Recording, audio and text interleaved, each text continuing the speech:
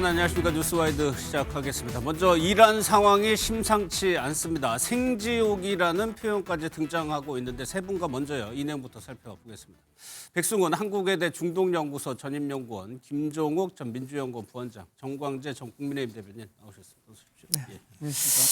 현재 지금 이란 상황은 인터넷이 끊겨 있는 상황입니다. 간헐적으로 전해지고 있는 현지 영상을 통해서밖에 파악할 수가 없는데 먼저 그 영상 좀 보도록 하겠습니다.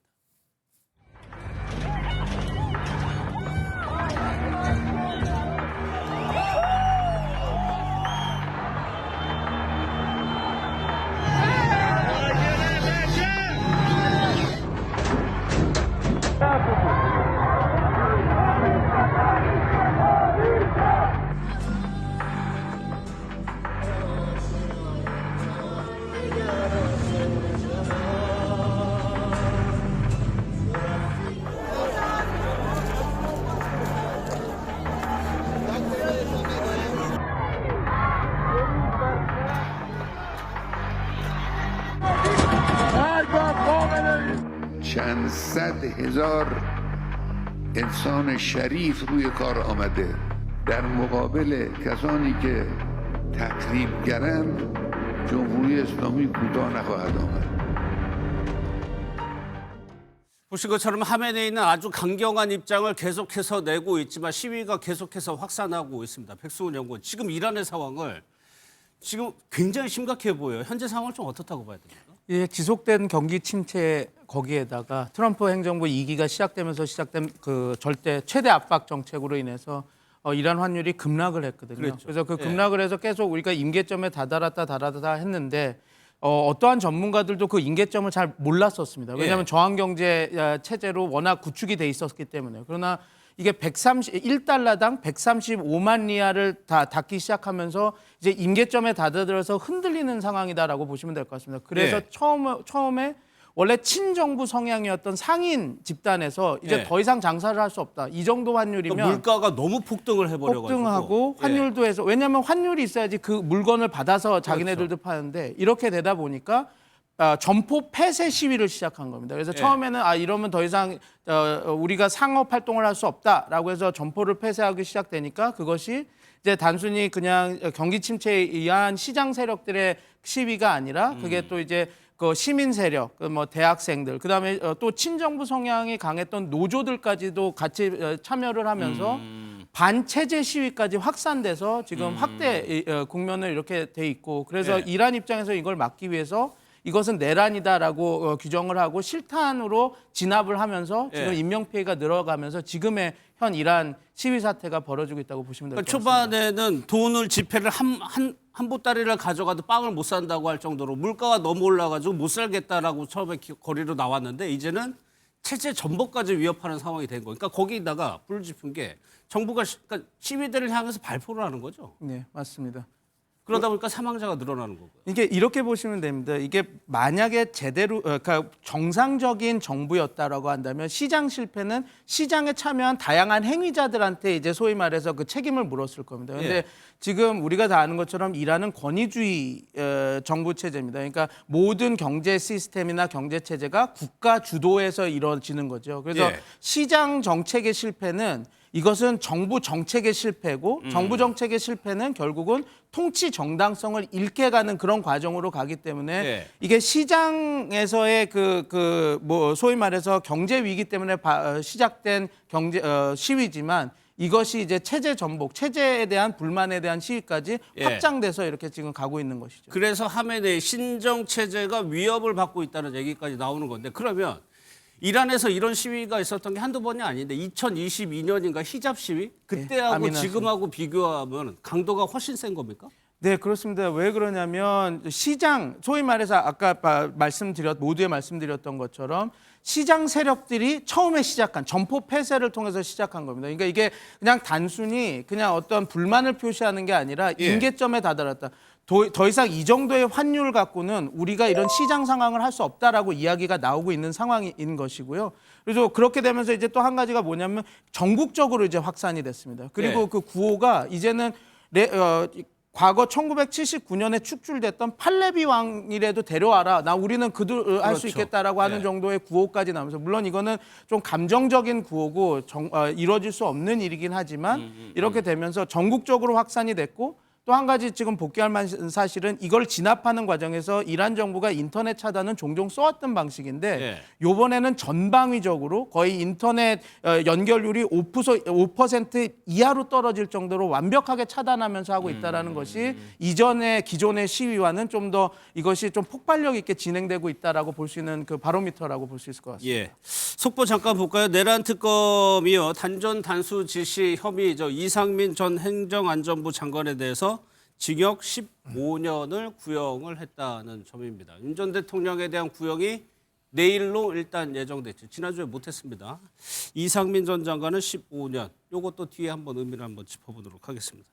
그래서 정광재들 지금 이란의 피해 규모가 어느 정도냐. 그러니까 인터넷을 차단했기 때문에 추정만 하고 있는 상황인데 500명, 2,000명 막 이런 얘기들이 막 나오고 있습니다.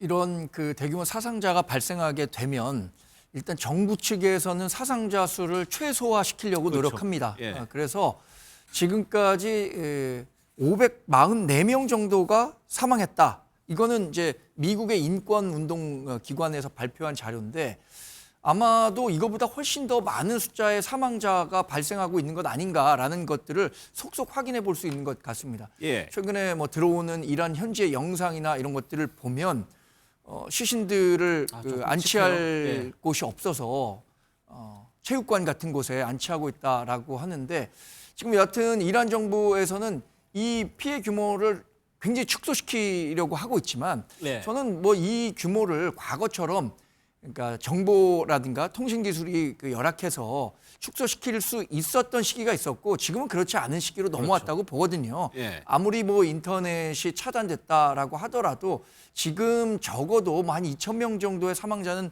이미 발생한 것 아니냐라는 분석에 힘이 실리고 있는 것 같습니다. 예, 그러니까 이란 정부 군경에서 그냥 실탄을 발표해서 시위대가 사망하는 경우가 많아지는 건데 그럼 백승훈 장관님, 과거에도 이렇게 강경 진압을 했어요. 그러니까 이란 정부 입장에서는 그대로 해온 대로 방식을 취하는 겁니까? 아니면 이번에 더 유독 더 강하게 하는 겁니까? 더 강하게 강도를 더 강하게 하는 건 있지만 행태는 비슷합니다. 왜냐하면 늘 당근과 채찍을 같이 했거든요. 예. 그러니까 이제 그 주동자들이나 시위 세력에 대해서는 내란 혐의까지 해서 직접 사형 선고도 하고 아미나 사건 그 히잡 시위에서도 많은 사람들이 사형 집행을 당했습니다. 국제인권위원회에서 그 사형 집행하면 안 된다라고 하지만 사형을 집행을 했거든요. 예.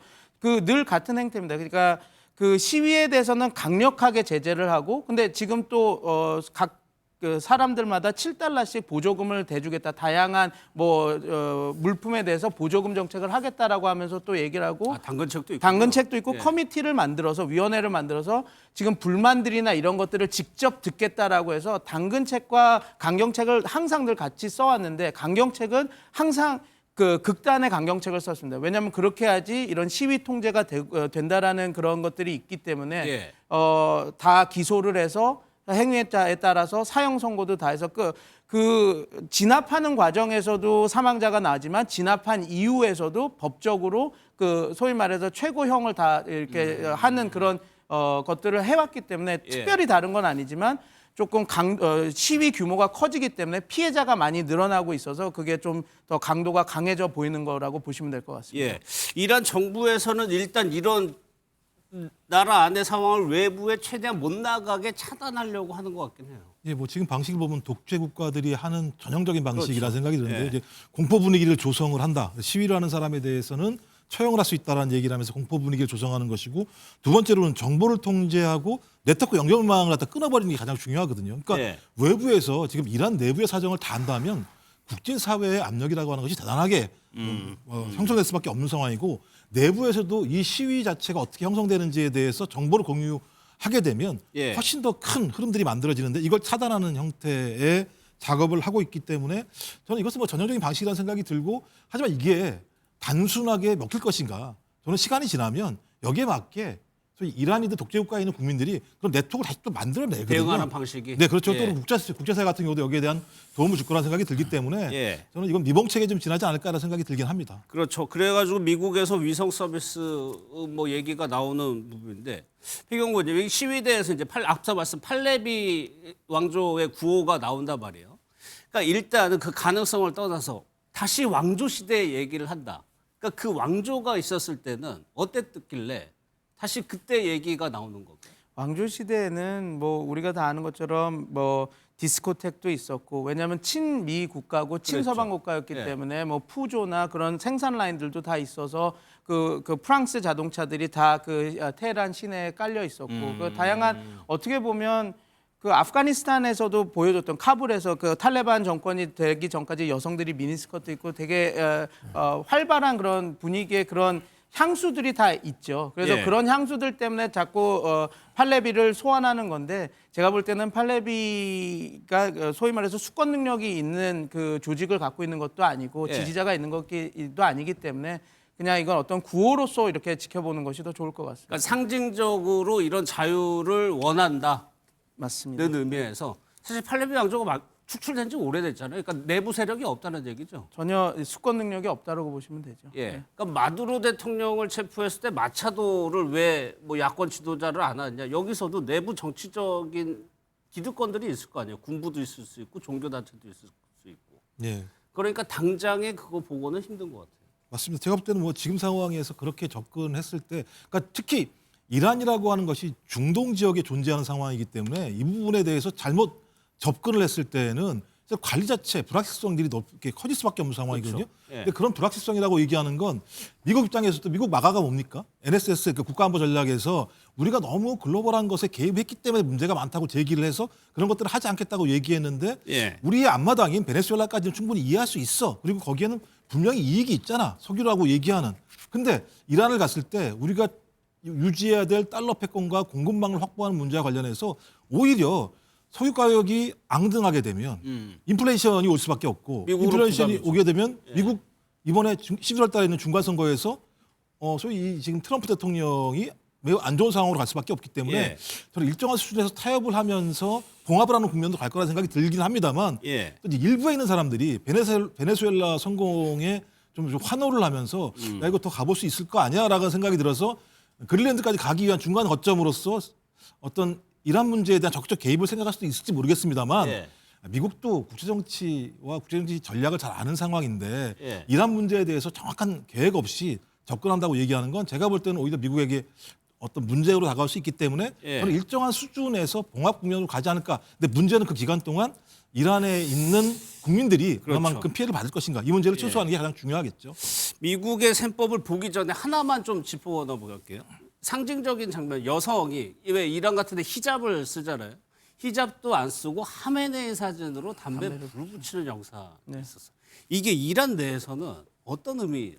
되게 폭발적인 이미지죠. 왜냐하면 이제 항상 저희가 어떤 시위가 벌어지면 뭐 이스라엘 팔레스타인 분쟁에서도 그 인티파다 운동에서 그 복면을 쓴 사람이 화염병을 던지는 그 장면이 사진으로 캡처가 돼서 그게 꽃을 던지는 걸로 그래피티도 이렇게 되고 그러지 않았습니까? 근데 그거에 대해서 또 하나의 상징적인 거죠. 왜냐하면 여성들은 항상 히잡을 써야 되고 좀 여성 차별 기제가 있는 그렇죠. 국가에서 히잡을 벗은 상태로 그 차별 기제의 상징 제일 위에 있는 상징인 하메네이 사진을 불태우면서 담배를 핀다라고 하는 것 자체가 예. 어떻게 보면 어떤 그 하나의 그 사진으로 지금 이란 국민의 분노 그리고 여성이 왜 지금 적극적으로 시위에 참여하고 있나 그리고 제가 가장 좀 특이하게 봤던 게 이게 다 잘못하면 죽을 수도 있는데도 이렇게 지금 시위에 참여하는 거거든요. 근데 예. 그렇게 대답을 하더라고요. 어차피 나는 이미 몇 년 전부터 죽어 있는 사람이었다. 어차피 지금 죽으나 나중에 죽으나 상관없다. 이 정도로 지금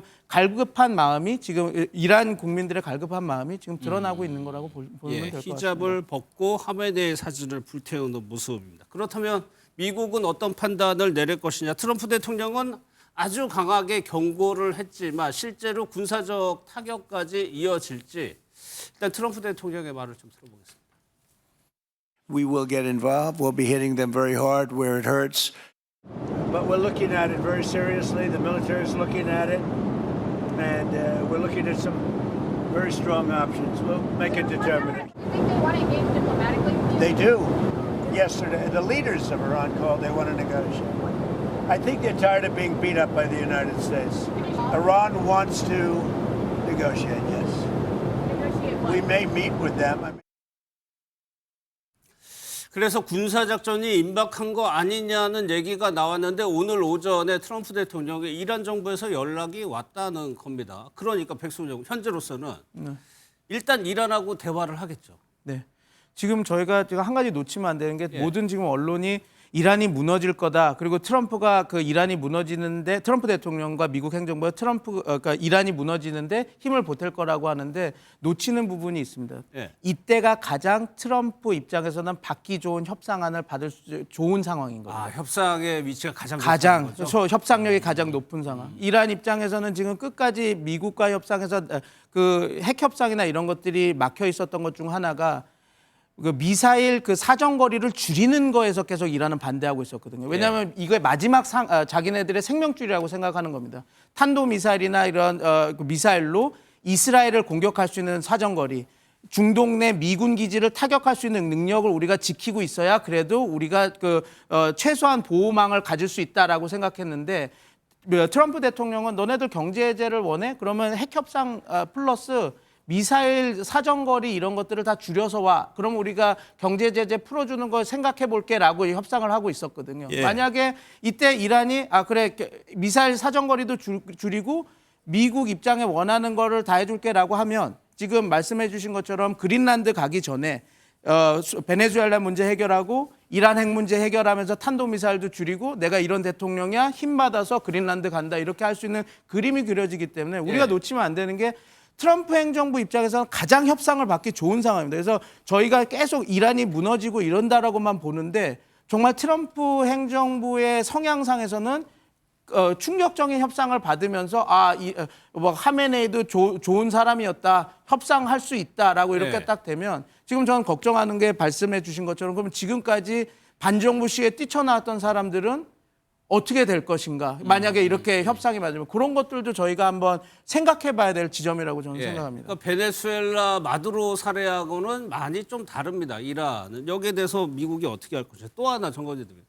만약에 트럼프 대통령이 뭐 원점 타격이라고 정밀 타격이라고 하더라도 미국이 개입하는 순간 그 이슬람 특유의 문화가 반미주의가 워낙 강하기 때문에 그 역풍도 무시하지 못하거든요. 그렇죠. 지금 트럼프 미국 대통령은 아마도 마두로 베네수엘라 대통령을 이렇게 외과 수술하듯 정밀 준비를 해서 무사히 미국으로 데려온 것에 대해서 상당히 고무대인 것 같아요.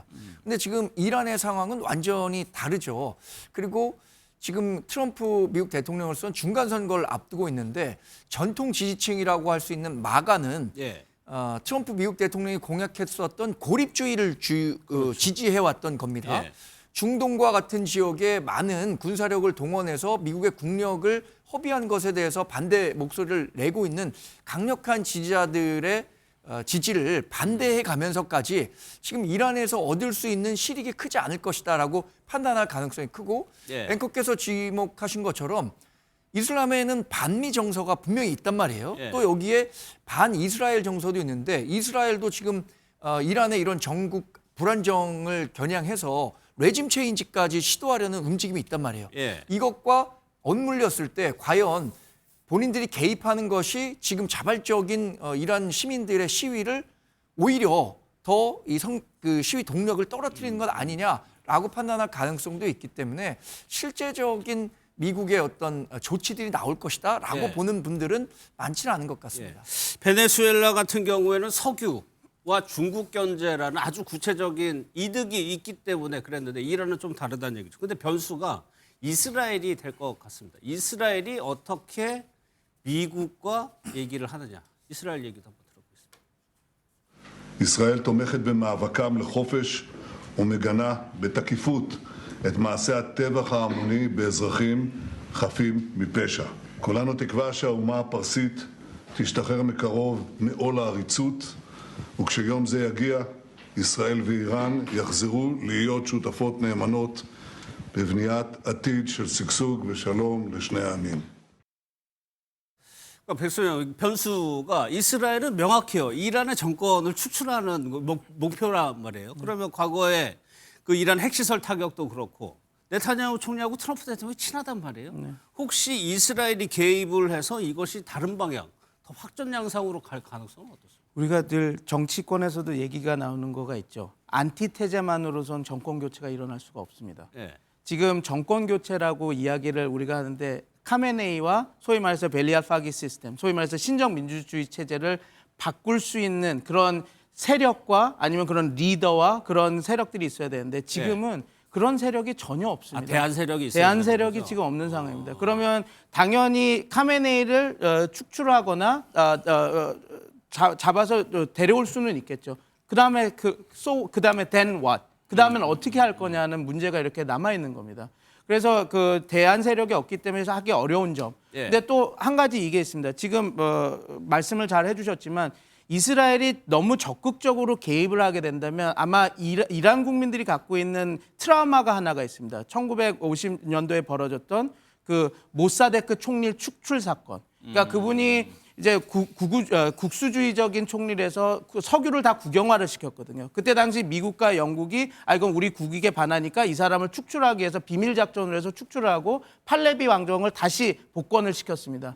그게 이제 정말 그 국민들한테 반미 감정으로 많이 남아 있거든요. 또 요번에 자기네들이 정말 싫어하는 이스라엘이 뭐 카메네이를 좋아하진 않지만 축출을 하고 팔레비 그 서방 그리고 이스라엘 사람으로 들어와서 한다라고 하면 지금은 경제 침체와 이런 것들이 정권에 대한 반감으로 반정부 성향을 강하게 가지만 이스라엘이 더 많이 개입할수록 이것이 국민 여론이 갑자기 어떻게 바뀔지 모릅니다. 거기다가 정부 입장에서도 이건 내란 모의였다. 이 저항 세력이나 시위대가 이거는 이스라엘의 사주를 받은 사람들이었다고 더 세게 그들을 공격할 수 있는 빌미를 지금 그렇게 주장하고 있죠. 배후의 이스라엘이 맞습니다. 미국이다. 그렇기 때문에 이스라엘이 움직일 수 있는 운신의 폭이 그렇게 크지는 않습니다. 단 이제 제한적인 군사 공격을 할 때 이스라엘이 주축이 되고 미국이 지원을 하는. 근데 그 미국의 지원도 결국은 미국이 자기네들의 협상력을 가장 키우는 좋은 조건에 이란과 협상을 할 수 있는 국익이 되는 협상을 할 수 있는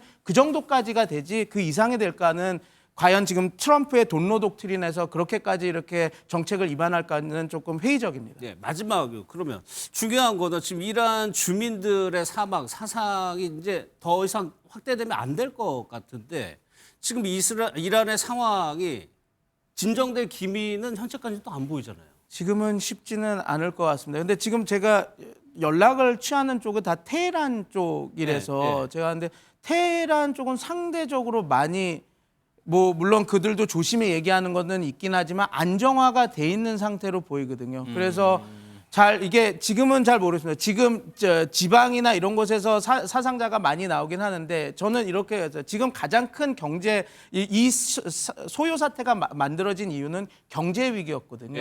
그래서 만약에 미국과 가장 근본적인 문제, 미국과 협상을 통해서 경제 제재를 조금 풀어냈다. 그래서 이제 조금 경제가 풀릴 것이다라고 하는 시그널이 가면서 압박을 강력하게 한다면 이란 시위대도 조금 수그러들지 않을까. 그래서 지금 가장 큰 것은 칼자루를 트럼프 대통령이 갖고 있는 상황으로 흘러가는 것이 어떻게 보면 트럼프 대통령과 지금 미국 입장에서는 좀 좋은 점이고 이란 입장에서는 미국에 끌려가야 되는 상황이 지금 만들어지는 게 아닌가 그렇게 보입니다. 알겠습니다. 이 사안은 좀 계속해서 보도록 하고요. 다음은 지난주에 있었던 윤석열 전 대통령 결심 공판. 결심 안 나왔습니다. 영상을 좀 먼저 보도록 하겠습니다.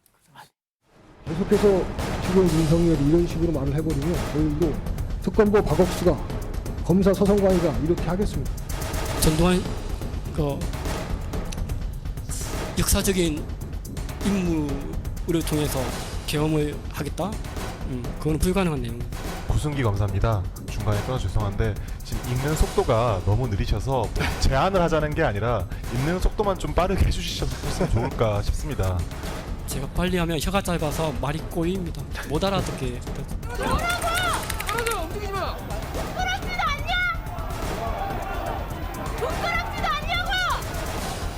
이거는 분명히 범죄의 현장이고 이 사람이 현행범입니다.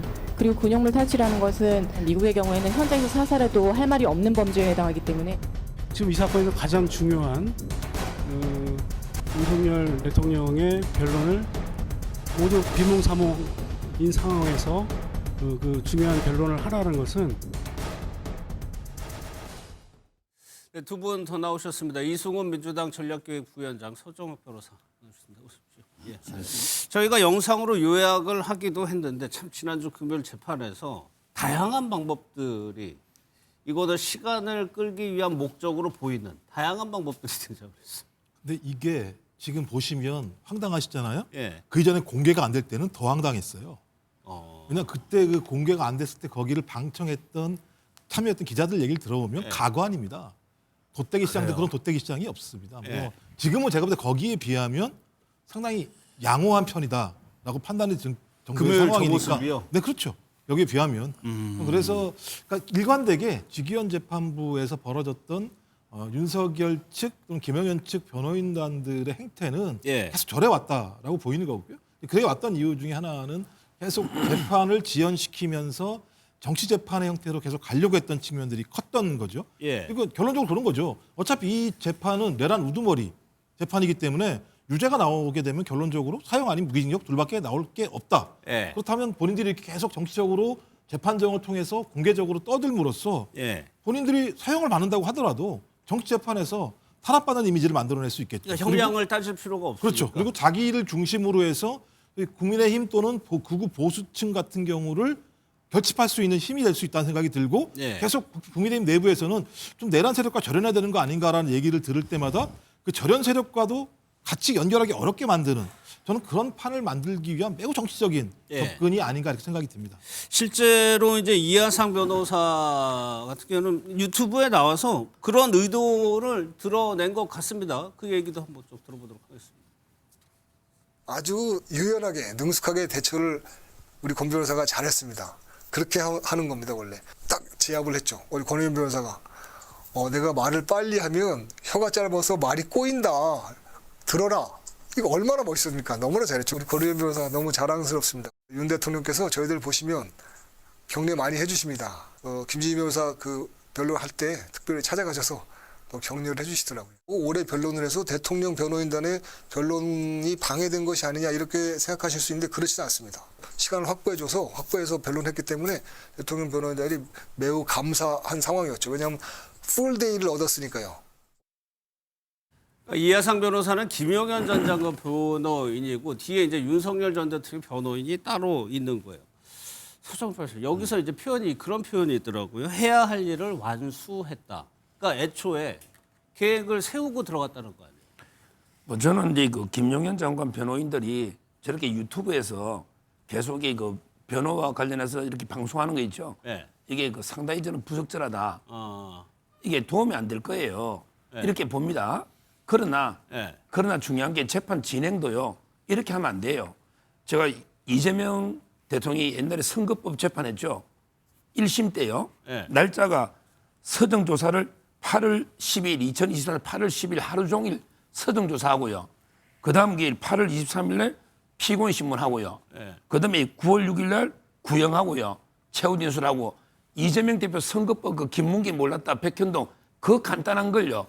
서정조사 그 다음에 피고인신문 그 다음에 구형 최종 변론 3일을 합니다. 근데 이거 8명이에요. 8명을 서정조사 그 다음에 구형, 최종 변론 모든 걸 하루에 하자. 이거는 이게 말이 안 되는 거예요. 한 사람만 해도 이게 3일씩 하는데. 나 웬일인가 싶었더니 접근 방식, 표현 방식, 주장하는 방식이 틀렸다는 얘기군요, 서정 변호사. 아니, 제 말은 이게 미리 인사이동 때문에 선고기를 정해놓고 그러니까 8명을 하루에 다 해라. 서정조사라는 게 뭐냐면 서류들 몇백 페이지를 다 이렇게 조사하는 거예요. 근데 그 8명을 하루에 어떻게 합니까? 저 7시간 끄는 거예요.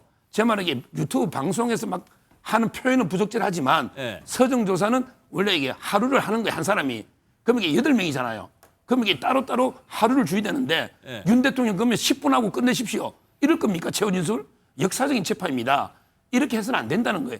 제가 저번에 한두 번 더 해도 됐잖아요. 이재명 대통령 선거법 3일 했다니 그거 간단한 걸요? 근데 이걸 하루에 어떻게 8명 합니까? 애초에 그 일정을 짠 게 잘못이라는 잘못된 거죠. 그래서 온종일 하루를 확보해 준 게 잘했다 이런 뜻인데 저는 이게 표현은 부적절하다 봐요. 아니 그러면 변호인들이 김용현 전 변호인들 이렇게 해가지고 저는 궁금한 게 얻는 게 뭐예요? 얻는 게 재판을 아주 꼼꼼하게 했다 뭐 이런 걸 얻고 싶은 겁니까? 본인들이 김용현 전 국방장관의 변호인으로서 할 일 다 했다. 예. 그러니까 본인들이 앞으로 무엇인가를 하든 간에 본인을 지지해달라라는 뭐 정치적 메시지를 보낸 게 아닌가 싶습니다. 예. 사실 이렇게 뭐 결심 공판을 길게 한다고 하더라도 이미 아니 이걸 몇 날 며칠을 할 수 있겠습니까? 그럴 수 있는 건 아니거든요. 이미 2월 중순이면 적어도 직위원 재판부는 선고 공판을 하겠다라고 다 굳혀놓은 상태예요. 예. 2월 중순에는 법원에서 재판 담당하는 판사들에 대한 인사가 예고돼 있습니다. 그렇죠. 그 인사 전에는 1심 재판을 마무리하지 않을 경우에 전체 사법부가 부담해야 하는 국민적 반발 이거를 부담하기가 어렵거든요. 그러면 이걸 이렇게 결심 공판을 이틀, 3일, 4일을 하든 간에 어차피 2월 중순이면 결론이 날 부분인데 본인들이 갖고 있는 메시지는 명확한 것 같아요. 예. 어떻게든 지금 얼마 남지는 않았을지 모르겠지만 그분들에게 정치적 메시지를 전달하기 위함 아닌가라고 예. 생각이 들고 윤석열 전 대통령의 내일 그 결심 공판 있잖아요. 이것도 특검에서 7시간 반 서증 조사를 했다 그래요. 그러면 그 이상의 시간을 할지는 모르겠습니다만 그렇게 오래 한다고 하더라도 이미 정해진 재판 스케줄에 영향을 줄 수 있을까? 그렇게 보기는 어려울 것 같습니다. 예.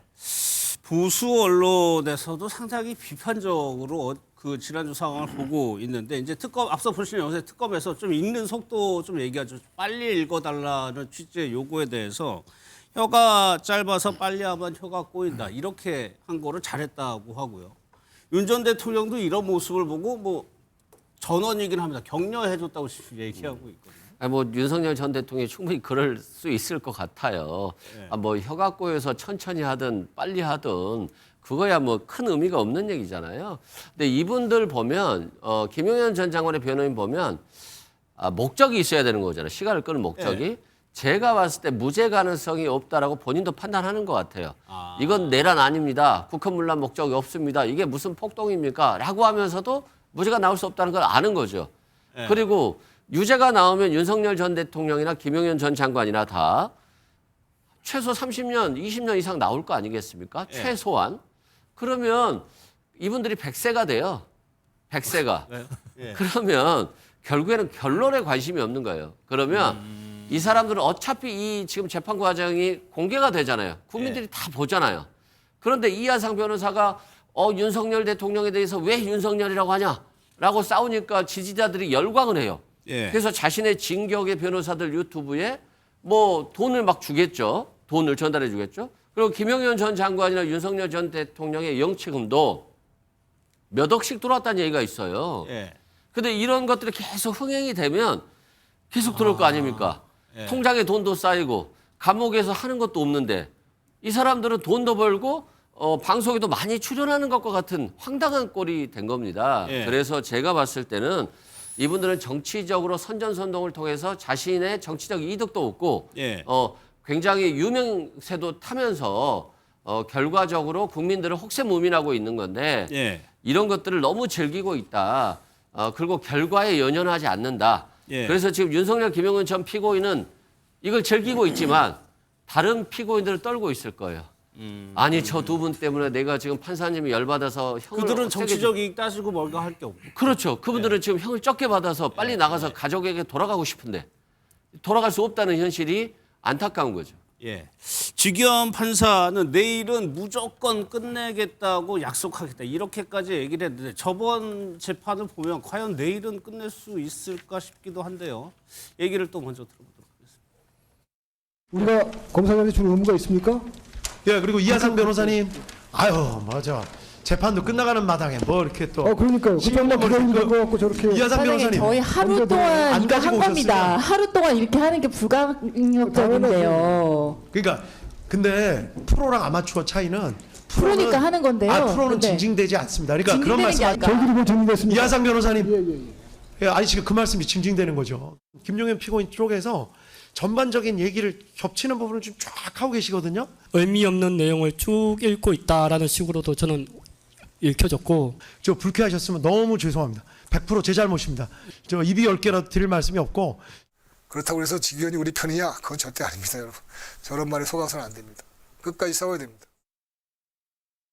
지기현 판사의 재판 뭐 진행 뭐 이거 과정이라고 할까요? 그럼 저렇게 의도가 보여요. 그러면은 재판장이 그거를 제어하고 재판을 속도대로 가야 될 권한과 책무가 있는 거 아닙니까? 그러니까 소송을 진행하는데 저는 이제 법조계 사람이 아니니까 네. 주변에 있는 변호인 이런 분들 얘기 들어보면 저런 식으로 진행하는 걸 본 적이 없다는 말씀이 대체적인 얘기예요. 네. 근데 또 하나는 주기현 판사들에 대해서 국민들이 어떤 생각을 가지고 있습니까? 작년 3월 7일 날 윤석열 씨가 주기현 판사의 판결 때문에 밖으로 나왔어요. 예. 그때 엄청나게 분노했고 상황이 어떻게 변할지 모르는 상황이었습니다. 그럼에도 불구하고 주기현 판사의 재판권을 인정했기 때문에 아무런 조치를 취하지 않고 지금까지 재판을 끌고 왔던 거거든요. 예. 근데 지금도 보는 말씀이 뭐냐면 변호사가 얘기하게 되면 자기가 뭐 잘못했다. 입이 10개라도 할 말이 없다. 아니 어떤 재판장이 입이 10개라도 할 말이 없다라는 얘기를 변호사한테 하겠습니까? 거기다가 계속 밖에 나와서 유튜브에서 얘기하는 내용들 있지 않습니까? 전 제일 놀란 게 뭐냐면 주기현이 우리 편이냐? 절대 아니다. 변호사가 이런 얘기를 어떻게 합니까? 예? 이런 얘기 할 수 있습니까? 예. 이게 좀 우리가 무슨 편 갈라가지고 뭐 축구 게임 하는 거 아니지 않습니까? 그다음 또 하나가 비상계엄 선포 요건이 잘 갖춰졌다는 것을 누가 판단하냐? 검사놈들이 판단하냐? 판사놈들이 판단하냐? 그럼 누가 판단합니까? 이런 얘기를 막 하고 있어요. 예, 여기 나와 있습니다. 이렇게. 저는 이런 식이라고 하는 건 뭐냐면 재판정 자체, 그러니까 대한민국의 사법 절차를 다 무시하는 거예요. 그 사법 절차 위에 윤석열 씨가 있다는 거죠. 그들이 주장하는 게 뭡니까? 소위 비상계엄령이라고 하는 고유한 통치 권한을 윤석열 씨가 가지고 있는데 그 권한을 행사했는데 그걸 누가 예를 들면 뭐라고 얘기할 수 있어? 판사도 못해, 검사도 못해 이런 얘기를 하는 거잖아요. 그럼 헌법 위에 있다라고 본인들이 주장하는 거거든요. 그럼 반헌법주의자들이에요. 반국가 세력들이에요. 결론적으로. 근데 이 얘기를 대놓고 유튜브에서 계속 하고 있는 거예요. 근데 그런 말을 하는 사람들에 대해서 주기현 판사가 입이 10개라도 할 말이 없다고 얘기를 해요. 이게 나랍니까? 그러니까 서정 표정 이렇게 막말을 하게 되면 특검이야 뭐 그렇지 재판부의 권위라는 게 있는 거잖아요. 거기에 대해서 단호히 대처할 수 있는 거 아니에요? 그러니까 이제 법정에서 막말한 건 아니고 이제 유튜브에서 하다 보니까 이제 그 판사가 뭐 이런 유튜브를 보지는 않거든요. 판사도. 그래서 저는 이게 막말은 부적절한데 근데 아무래도 이게 한 번에 못 끝내는 게요. 절차가 요게 서정조사, 증거조사예요. 아직 7명이 남아있잖아요. 그 다음에 뭐가 남아있냐면 피고인 신문이 남아있어요. 그러면 이제 아니 절차 말고 그러니까 재판부를 모독하는 발언. 그거는 이제 그러니까 유튜브에서 하는 게 부적절한데 아마 지기현 판사가 유튜브까지 보고 이게 할 수는 법정에서 저래 했으면 아마 제재를 했겠죠. 근데 법정에서 제가 알기로에 막말은 없었다 이야기를 하는 거고요. 그리고 이제 그 지기현 판사가 미안하다 입이 10개라도 할 말이 없다는 말은 뭐라 했냐면 이 재판은 3년간 재판을 1년에 끝냈다 이렇게 스스로 이야기했어요. 이게 1년 만에 끝낼 수가 없는 재판인데 무리하게 쫓기다 보니까 그러니까 하루에 도저히 끝낼 수가 없는데 8명을 서정조사하고 피고인 신문 8명을 다 하는데 그리고 구형을 또 몇 시간 하고 또 최종 변론하고 최후 진술까지 한 사람당이 2-3시간씩 잡아도 도저히 불가능하거든요. 그러니까 지기현 판사가 양해를 좀 해달라. 계속 본인 인사이동 때문에 빨리 끝낸다. 근데 절차적 만족감 이야기를 하는데 이렇게 무리하게 저는 마지막에 이렇게 하면 이게 재판이 완전히 번개불에 콩볶아 먹듯이 이게 역사적인 재판이잖아요. 어떻게 저는 이렇게 진행한지를 지금도 이해가 저분이 오래 한 게 아니에요. 7시간. 다른 이유로 이해가 안 된다는 얘기죠. 서정조사 7시간은 절대 긴 시간이 아닙니다. 알겠습니다. 김용인 장관이 400페이지 서정 가져왔고요. 또 이게 기록이 20만 페이지래요. 그거 조사한 건데 7시간 긴 거 아니에요. 정말 저는 뭐 지기현 판사가 글쎄요 뭐 정치권을 의식하는 게 판결에 영향을 미칠 수 있으니까 독립적으로 할 수 있겠죠. 근데 여권에서는 사법개혁 계속 얘기하고 있거든요. 그렇다면 진행 자체로 그러니까 빌미를 안 주기 위해서 하지 않을까라는 생각도 들긴 하는데. 그래서 굉장히 좋아진 거 아닌가요? 지금 처음에 그 민주당 지지자들을 중심으로 지기현 판사에 대한 비판이 굉장히 거셌습니다. 저는 지난 연말에 있었던 서해 공무원 피살 사건 관련해서도 지기현 재판부가 판결을 내렸는데 우리가 예상했었던 것보단 기대에 미치지 못한 결과가 나왔어요. 물론 검찰이 일부에 대해서는 항소했지만 그 재판도 과연 윤석열 전 대통령의 불법 계엄이 없었고 윤석열 전 대통령이 집권 시기에 그 1심 판결이 나왔다면 지금과 같은 결과가 나왔을까라는 의문을 가질 정도로 일정 부분 재판 판정에 세간의 여론이 영향을 미치고 있다고 봅니다. 예. 지금 뭐 우리가 법관의 판단에 대해서는 법리와 양심에 따라서만 판단하라고 하죠. 그러나 탄핵 재판 같은 경우에는 헌법재판소에서 진행될 때 그 국민 여론 반영하지 않을 수 없다고 보는데 지금 진행되고 있는 부분에 대해서 민주당 지지자들이 막 이렇게 비판의 목소리를 내는 거 그거 자체가 저는 직위원 재판부에 영향을 줄 수밖에 없다고 생각하고 또 하나는 그래서 내란 전담 재판부법을 만드는 것도 위헌적 요소가 있기 때문에 국민의힘에서 반대했다고 생각합니다. 그러나 지금 진행된 재판이 이미 마무리 단계에 와 있습니다. 여기에서 자꾸만 직위원 재판부를 흔들어댄다고 해봤자 윤석열 전 대통령에 대해 반감을 갖고 있는 측이든 윤석열 전 대통령을 지지하는 측이든 전혀 실익이 없다라고 판단을 하고 아까 이하상 변호사가 했다는 직위원이 우리 편 아니다? 이런 발언은 정말 부적절한 발언이죠. 판사가 어떻게 누구 편에 들어서 재판을 진행할 수 있겠습니까? 이런 발언들이 자꾸만 유튜브를 통해서 공개되는 것도 본인들의 지지자들을 향한 메시지라고 볼 수밖에 없겠습니다. 예. 이제 문제는 내일인데 내일 또 이제 결심 공판이 다시 열리는데 윤석열 전 대통령 측에서는 아주 많은 시간이 또 필요하다라고 얘기를 하고 있습니다. 그 얘기도 한번 들어보겠습니다. 검찰 측에서 서중 조사 7시간 반 하셨는데요. 예. 모든 피고인들이 다 7시간 반씩 할 권리가 있다고 생각해요. 다음 기일에 저 윤석열 피고인 쪽 진행하고 그다음에 구형하고 최종 변론 마무리하는 걸로. 그 외에 저 옵션은 없어요. 그때 가서 또 하면 또 길어지고 그 방법이 없어요. 일단 왜냐하면 다음 기일 날은 그냥 무조건 끝내는 겁니다. 다음 기일은 무조건 끝낸다고 이제 직위원 판사가 얘기하고 있어요. 이제 결론부터 여쭤볼게요. 더 미뤄질 수도 있는 건가요? 만약 길어지면? 예를 들어서 10분의 판사가 있는데요. 다음 재판에 끝내겠습니다 했어요. 10명의 판사가. 근데 꼭 다음 재판에 안 끝내는 판사가 한 분 정도 계세요. 자꾸 끌려다니세요. 그런 판사가 꼭 있는데 그 판사가 다음 재판에도 또 못 끝내는 경우가 있어요. 그러니까 강제적으로 끊을 수, 물리적으로 끊는 제도는 없다는 얘기죠. 사실상 강제적으로 끊을 수는 있는데 그 좀 약간 판사의 성향상 우유부단한 판사들이 있어요. 그런 분들이 가끔 있는데 아마도 지금 직위원 판사도 좀 그러신 분 같고 또 성격상 피고인의 방어권을 최대한 보장해줘야 된다 이런 생각을 가지고 있는 것도 있는 것 같아요. 근데 피고인의 방어권이라는 게 진짜 제대로 된 방어권을 행사한다라고 한다면 무조건 다 보장해줘야 됩니다. 근데 똑같은 말을 또 하고 똑같은 말을 또 와서 시간 끌겠다. 윤석열 전 대통령의 재판을 하루 종일 보호해주기 위해서 내가 끝까지 오늘 다 끌어보겠다. 지금 이런 거잖아요. 이하성 변호사의 생각은. 그러니까 이건 끊어야 되는 게 맞는 겁니다. 이 직위원 판사가. 근데 끊지 않았기 때문에 잘못된 것이고 제가 다음 재판에 못 끝날 수도 있다 이런 생각을 하는 건 원래로 따지면 서중 조사가 끝난 다음에요. 피고인 신문을 하게 돼 있어요. 근데 지금 윤석열 전 대통령이나 김용현 전 장관 측에서 피고인 신문하겠다는 말을 안 하거든요.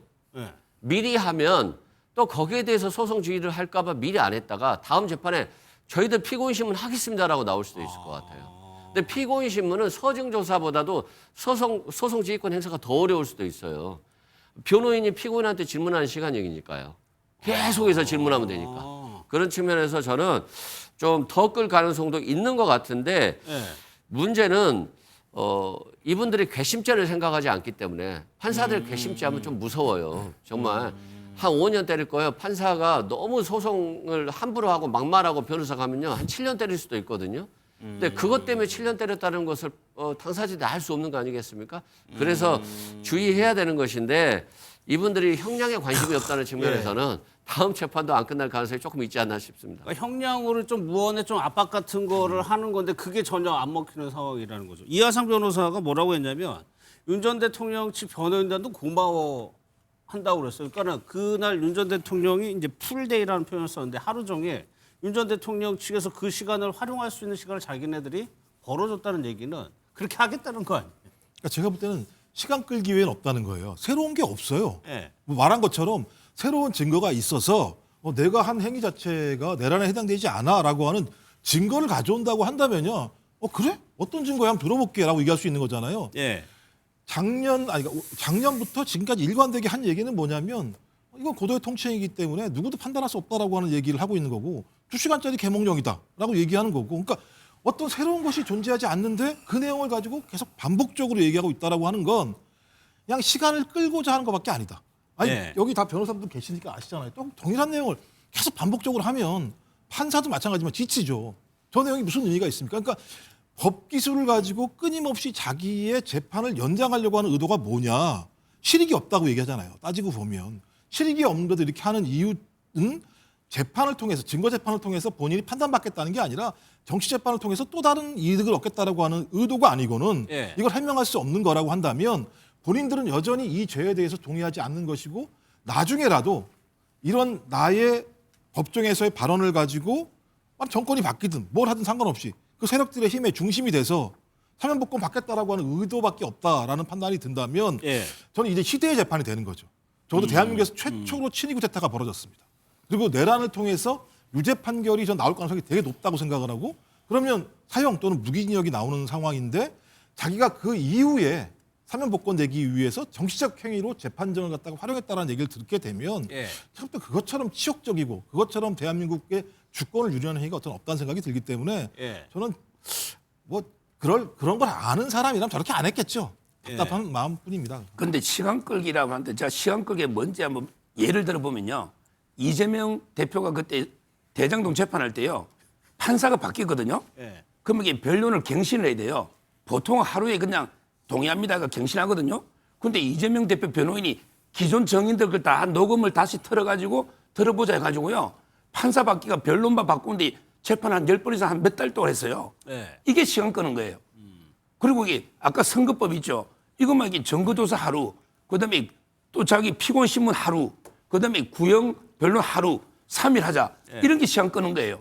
그리고 이게 예. 본인이 무단으로 결석도 많이 했잖아. 이재명 대표가 재판 안 간 그 것도. 얘기는 앞에 했으니까. 예. 그러니까 제 말은 내일도 목적이 그렇다면 시간 끌기라는 게 말이 안 된다는 거죠. 그러니까 시간을 끌 수 있는 방법은 더 많습니까? 지금 말씀하신 것처럼 피고인 신문도 하자고 하고.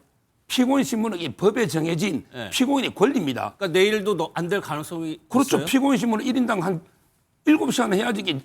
그래도 이 중요한 내란 재판에 물어볼 거는 물어봐야 되잖아. 피고인한테. 이걸 생략하자 법에 정해진 절차거든요. 예. 그러면 이게 한 사람당 7시간 하면 이게 어떻게 내일 끝냅니까? 피고인 신문은 생략할 수 있는 절차가 아니에요. 예. 법에 보장된 피고인의 권리입니다. 저는 내일 이게 무조건 안 된다 봐요. 무조건 안 된다? 그걸 끝내버리면 이게 재판도 아니잖아요. 근데 웃긴 건요. 이재명 대통령은 대표 시절에 재판을 꼼꼼히 한 건 맞죠. 시간이 많이 길었죠. 근데 그 과정을 통해서 대통령이 됐잖아요. 예. 그 목적이 있는 거잖아요. 근데 윤석열 전 대통령 시간 끌어서 뭐 할 거예요? 뭐 자신이 정말 무죄를 강론하기 위해서 제대로 된 변론을 하면 되는데 똑같은 말도 하고 똑같은 말도 하는 게 무죄하고 상관이 없잖아요. 그리고 이 논란이 이슈가 계속되고 있기 때문에 실은 민주당 입장에서 보면 공천 문제로 굉장히 문제가 지금 많이 불거지고 있잖아요. 예. 근데 윤석열 전 대통령이 지금 계속 카버를 쳐주고 있어가지고 국민의 입장에서 보면 정말 힘들 거예요. 아니 근데 반대로 내일은 또 한일 정상회담이 있단 말이에요. 그렇긴 한데요. 뭐 한일 정상회담이라 할지라도 이재명 대통령이 외교에 대해서는 온 국민이 정말 칭찬하고 응원하고 있기 때문에 예. 뭐 윤석열 전 대통령 탓을 우리가 할 이유는 없죠. 이거 참 체포부터 조사, 수사, 재판까지 곡절이 너무 많아요.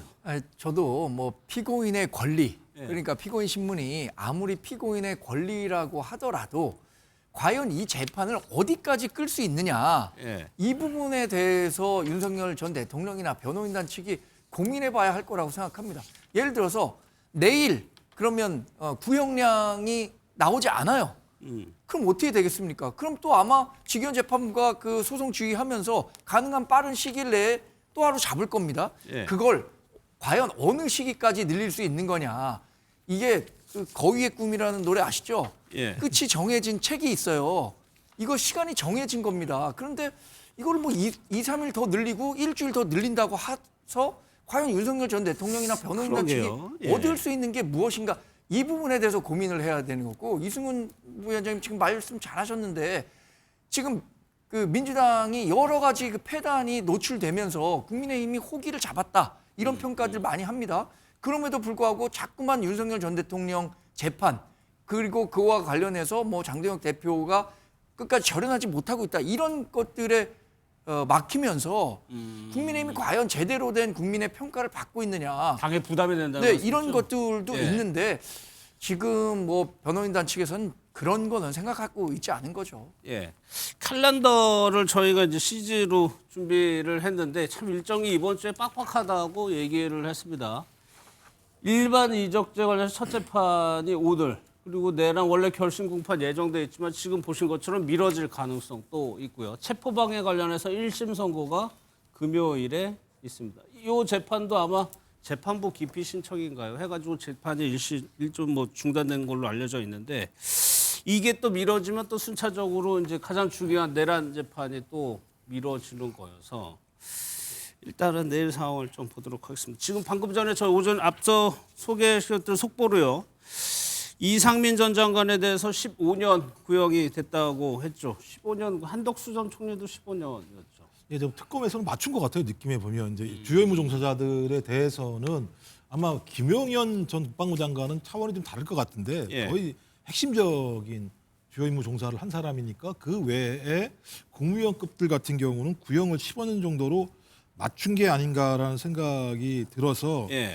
뭐 이것도 마찬가지입니다만 나중에 뭐 한덕수 전 총리에 대한 예. 1심 선고가 나오면 어떻게 나올지는 알 수 없겠습니다만 일단 이 문제 관련해서는 좀 명백한 것 같은 증거들이 너무 많이 나왔기 때문에 예. 실제로 뭐 예를 들면 이상민 전 장관 재판할 때 허석권 전 소방청장 같은 경우가 뭐 장관이 앞에서 단전 단수를 언급했기 때문에 저는 경찰이 단전 단수를 요청했구나 생각했다라고 얘기하는 것처럼 실제로 지시를 받았다라고 얘기한 측면도 있는 측면이 있고 또 국무회의 장소에서 한덕수 총리랑 전 총리랑 둘이서 16분 동안 대화를 나누거든요. 문건을 앞에 두고 예. 뭐 16분 동안 농담을 하진 않았을 거니까 적어도 비상계엄 선포 문제와 관련해서 서로가 협의를 했을 거라고 하는 부분들과 관련해서 이 내용을 충분히 알았을 거라는 측면들도 있었을 것이고 그다음에 정부 관계자 진술에 의하면 12월 4일 날 그 안가회동과 관련해서도 마찬가지입니다만 비상계엄은 대통령 통치행위였다라고 하는 그런 현안 쟁점 보고서를 가지고 왔다 이런 진술도 있기 때문에 예. 여러 가지 정황들을 보게 되면 뭐 특검에서야 구형을 때리면서 이런 내용 때문에 주요 임무 종사를 했다라고 얘기를 하는 측면들이 분명히 있고 거기에 대한 충분한 증거와 진술들이 나왔기 때문에 저는 뭐 이런 부분들은 이미 예고된 것이 아닌가 생각이 들고 예. 국민들 입장에서는 저 15년이 맞나? 또 이게 좀 민주당 지지층이나 진보층 같은 경우는 너무 좀 낮은 거 아니야? 이런 생각을 하는 부분들이 분명히 있어요. 그럼에도 불구하고 일단 특검이 구형을 내린 거니까 그 부분과 관련해서 조만간 선고를 할 때 어떤 법관이 어떻게 판단을 할지 지켜보는 게 되게 중요할 거라는 생각이 들긴 합니다. 사실 윤 전 대통령 결심 공판에서 구형이 사형일 것이냐 무기일 것이냐 그게 관심사였는데 내일은 또 다른 관심사로 좀 바뀌는 것 같기도 합니다. 이제 정치권 소식 살펴볼 텐데 조금 전에요. 더불어민주당이 윤리 심판원을 해서 이제 김병기 의원에 대해서 이제 심사를 하고 있습니다. 들어가기 전에 김병기 의원이 한 얘기가 있습니다. 그 얘기부터 들어보겠습니다. 어떤 의혹으로 소명하실까요? 저수 얘기할까요? 자료는 다 제출하셨나요? 탈당 의사 없는 거 그대로신가요? 의혹에 대해서 무고함이 밝혀질 수 있도록 충실하게 답변하겠습니다. 네, 이상입니다. 김병기 의원이 들어가기 전에 이제 얘기를 들어봤는데 이수근 부회장 지금 김병기 의원 얘기를 들어보면은 최대한 소명하겠다는 데 방점을 찍힌 것 같아요. 길어질 수도 있겠는데요? 그래서 충실하게 답변하겠다, 소명하겠다라고 하는 거잖아요. 네. 근데 뭐 여러 가지 징계 사유에 대해서 여러 가지이기 때문에 상당한 시간이 많이 걸릴 것 같고 아마 소명 자료도 좀 준비를 했을 것 같습니다. 그리고 예. 정치를 그만뒀으면 그만뒀지 탈당하지 않겠다라고 했으니까 윤리심판원의 어떠한 결정도 받아들이겠다라고 하는 것인데 지금 이런 문제가 있는 것 같아요. 전직 원내대표이기 때문에 그 소명 절차를 좀 제대로 거쳐야 된다라고 하는 것이 있는 것 같고 예. 두 번째는 이 사유들을 보면 부인과 연관된 것들이 좀 많아요.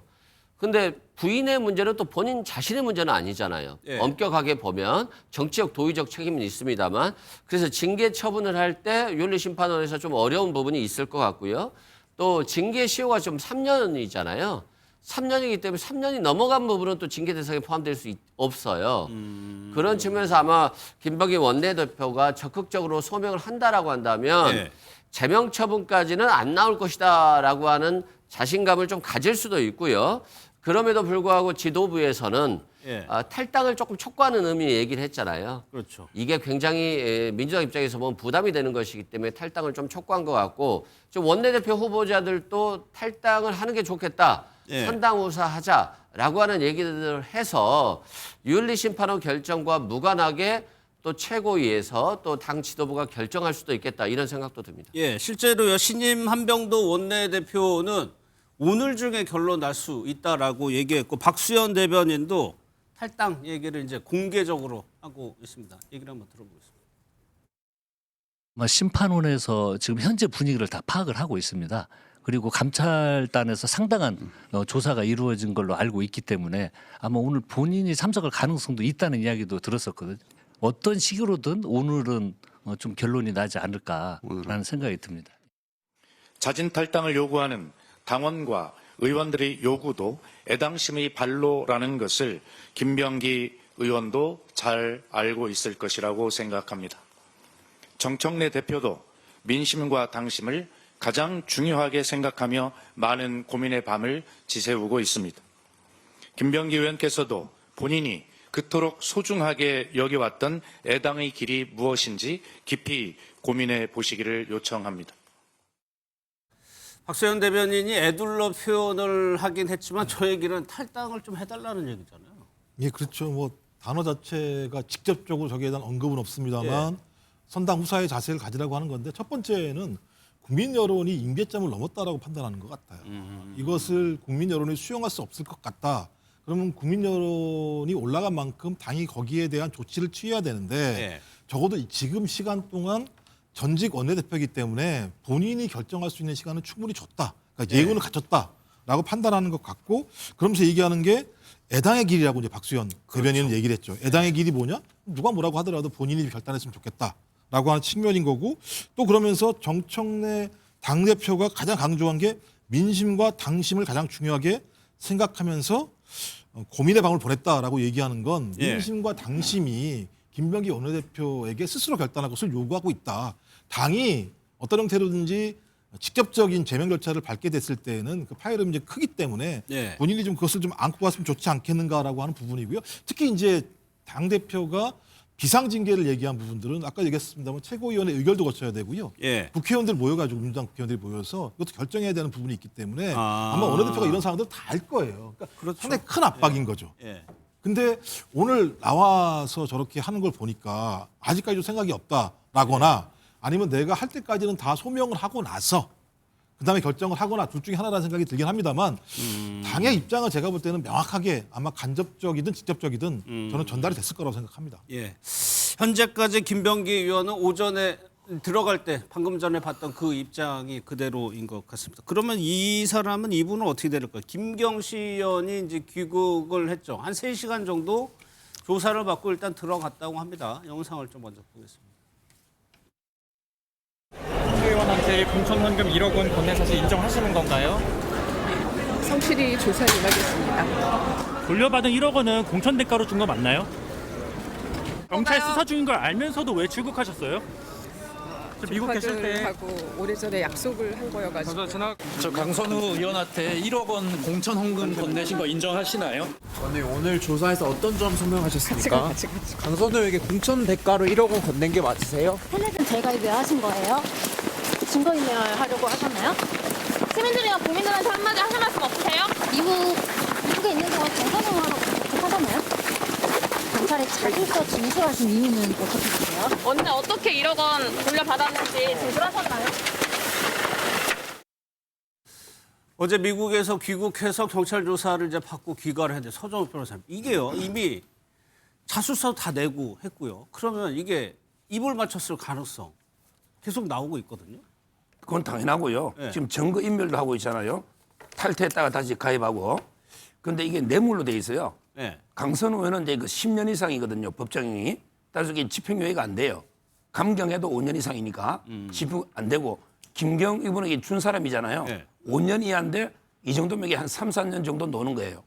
따라서 이게 저는 이걸 왜 긴급 체포해서 48시간 내에 구속을 청구 안 했는지 이해가 안 돼요. 자백을 다 하고 있잖아요. 돌려받은 건 아무 의미가 없어요. 근데 돌려받은 거는 판사가 뭐라고 판결문을 쓰느냐 이렇게 써요. 모든 사실의 인정은 증거하고 그다음에 경험칙 상식으로 합니다. 근데 1억을 받은 거는 증거가 있잖아. 녹취록이나. 있죠? 근데 1억 돌려준 거는 증거가 없어요. 말뿐이에요. 이런 경우는 경험책에 비추어 보면 공천 대가로 1억을 줬는데 살리달래 공천을 줬는데 1억을 반환할 이유가 없다. 그래서 이게 1억 반환은 믿기 어렵다. 이렇게 판결을 씁니다. 오히려 이게 그 매를 더 버는 거죠. 전부 이게 제대로 자백을 안 하잖아. 1억 반환을 믿을 판사가 누가 있겠습니까? 객관적으로 이게 뭐 계좌로 보내준 것도 아니고 현금 받았다 돌려줬다고 하면 그렇게 말 맞추기라고 판사가 볼 가능성이 저는 99.9%다. 이렇게 보면요. 상당히 둘 다 중형이 놓을 겁니다. 이렇게 부인하는 게. 그래서 빨리 저는 이게 구속영장을 청구해야 된다. 증거가 계속 인멸되고 있잖아요. 원래는 이게 출근부터 했어야죠. 이승훈 부원장 어떻게 해요? 일단 뭐 증거인멸 관련해서는요. 요즘 뭐 국회의원들 정치인들 다 증거인멸하잖아요. 그런 측면에서 참 당황스러운 상황인데 문제는 4년 전 일이에요. 그래서 사실상 증거는 없을 거예요. 그래서 경찰이 늦게 압수수색을 한 것은 잘못했어요. 그런데 압수수색을 빨리 했다라도 나올 건 없었을 것이다. 그리고 김경원 입장에서 보면 자기가 자수서 쓰고 1억 줬다. 그리고 돌려받았다. 본인이 다 인정했어요. 이건 뭐냐면 범죄 사실을 인정하면서도 영장 청구를 막겠다라고 하는 것이죠. 또 영장이 청구되더라도 기각되길 바라는 거죠. 그런데 내가 인정을 했으니까. 그렇죠. 자신이 다 인정했으니까. 뭐 부인하는 게 없잖아요. 그러면 증거인멸이라는 게 범죄 사실을 부인하고 있을 때 증거를 없앰으로써 내 무죄를 만들려고 하는 것인데 자기가 자백하고 유죄를 인정하고 있는 꼴이에요. 그런 측면에서는 증거인멸이 영장 발부 여부와 크게 영향을 미치지는 못할 것이다. 다만 국민의 법감정이 1억이라는 돈을 돌려받았다 할지라도 이게 공천과 연관됐다고 볼 수 있는 거잖아요.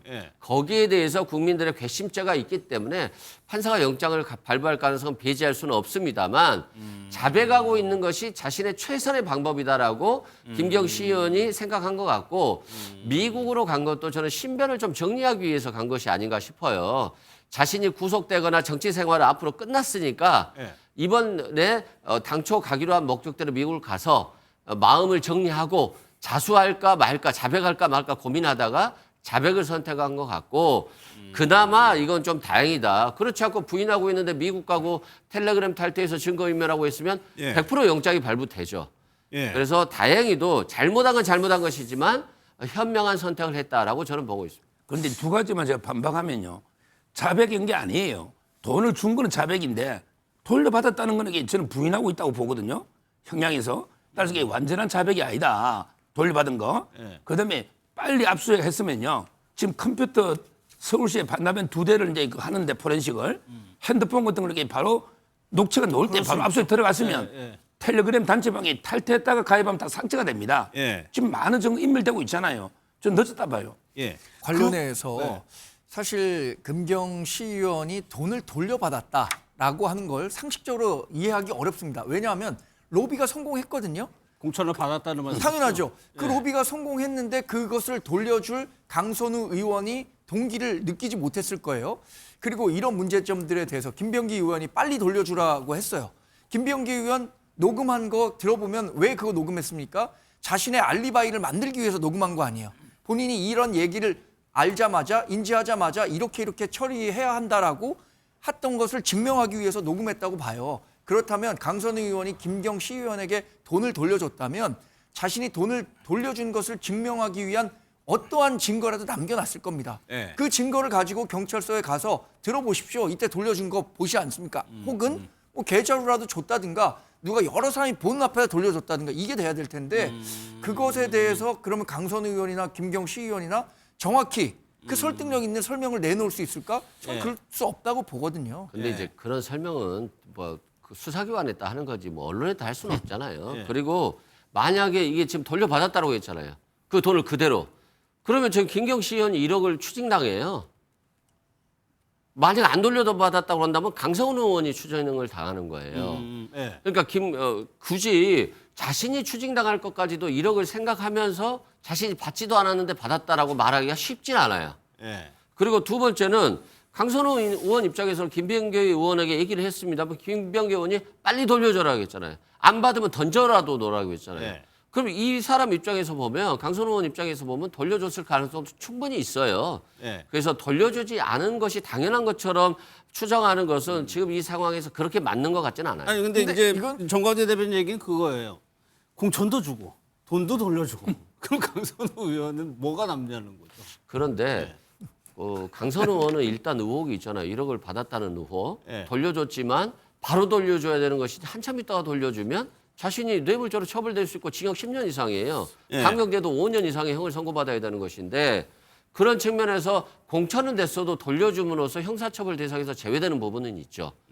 그 계속 갖고 있어야 될 마음의 두려움, 언제 구속될지도 못한다는 두려움을 없앨 수 있는 예. 그런 것이 있기 때문에 그러니까 지금 수사에서는 1억 원이 어떻게 갔는지도 지금 진술이 조금 다르고 말씀하신 대로 이 1억 원이 어떻게 되돌아갔는지를 밝히는 것도 수사에서는 좀 중요하겠네요. 이 두 가지가. 그렇죠. 근데 보좌관이 자신은 뭐 안 받았다 그러는데 예. 그건 안 받았다라고 한 건 아니에요.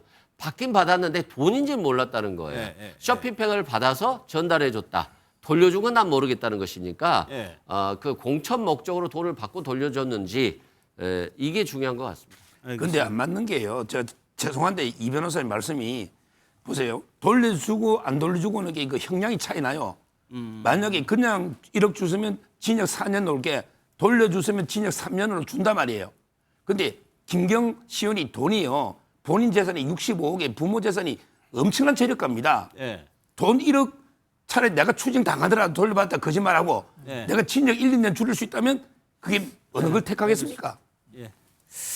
이제 국민의힘 상황을 살펴볼 텐데 장동혁 대표가 기자회견할 때 주황색 넥타이를 메고 왔었죠. 이게 개혁신당의 당 색깔인데 거기에 대해서 연대 가능성을 좀 내비쳐는 발언이 있었습니다. 그 얘기 한번 들어보겠습니다. 저는 어제 야3당이 특검법 입법을 위해 힘을 모으자는 이준석 대표의 제안을 조건 없이 수용했습니다. 특검법 통과에는 조건이나 다른 명분이 필요 없습니다. 특검법 통과 그 자체가 명분입니다. 일단 특검법 등에 대해서 이제 협조를 하겠다는 겁니다. 이준석 대표가 야3당의 회의를 좀 제안을 했는데 여기에 대해서 조건 없이 수용을 하겠다는 얘기인 것 같아요. 정관님, 이게 이제 시작은 이런 식으로 합니다만 결국에는 지금 지방선거가 있는 거잖아요. 선거 연대까지도 갈 수 있는 부서인가요? 선거 연대까지는 전 산 넘어 산이라고 생각합니다. 지난 대선과 비슷한 형국으로 갈 가능성이 있다고 생각하는데 예. 첫 번째는 국민의힘이 계엄과 윤석열 전 대통령과 관계를 완전히 이준석 대표가 수용할 수 있을 정도의 반성 메시지가 나오느냐, 이게 전제 조건이 될 거고, 두 번째는 예. 연대하면 지방선거에서도 승리할 수 있다라는 가능성이 있어야 이준석 대표가 선뜻 지방선거에 국민의힘과 힘을 합칠 거라고 생각이 듭니다. 전 개인적으로는 언제든 중도 보수 진영을 같이 연대해서 예. 지금 거대 민주당이 주류거든요. 정치에서 완전한 주류가 된 지가 꽤 됩니다.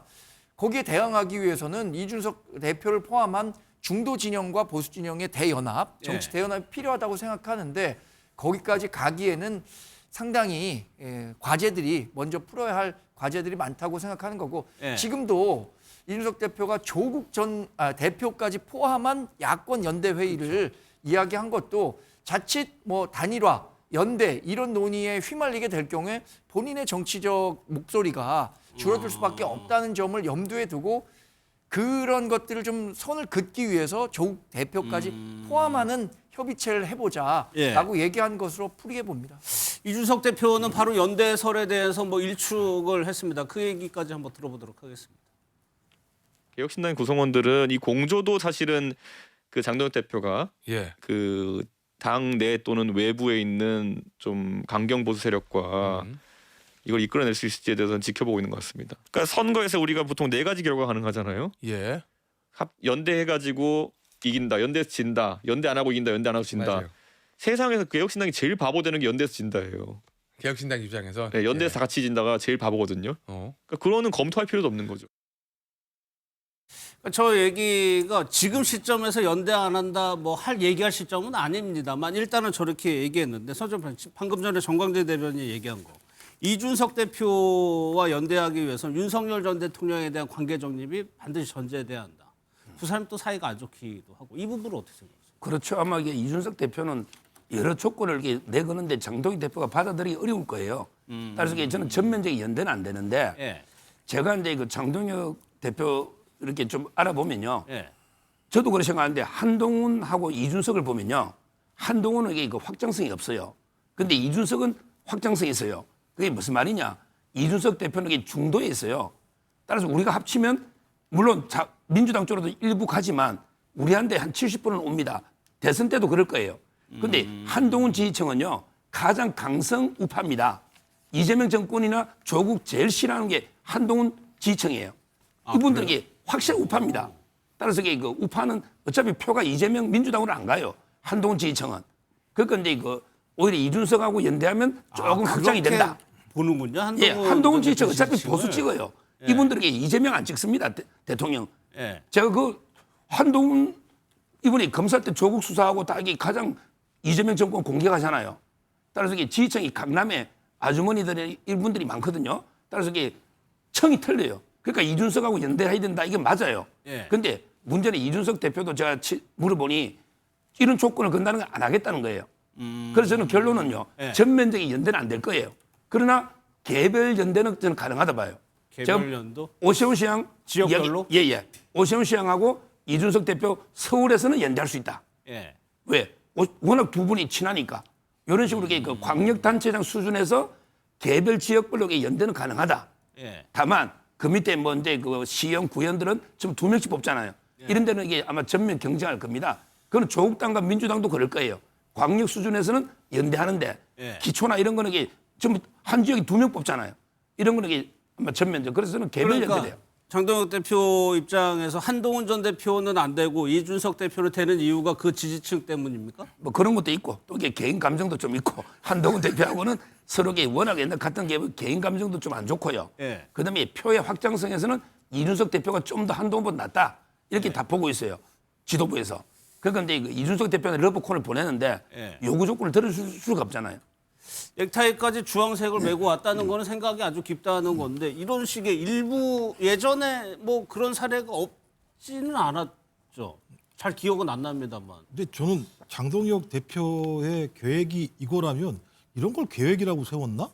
이런 생각이 드는 거죠. 예. 그러니까 예를 들면 대충 내란에 대해서 반성하는 척하면서 선거 전략 얘기만 다 했잖아요. 청년 정당이니 무슨 국민공감 연대니 이런 얘기를 쭉 했었던 측면이 있거든요. 저는 이거 이준석 대표가 받으면 이준석 대표도 폭망이다.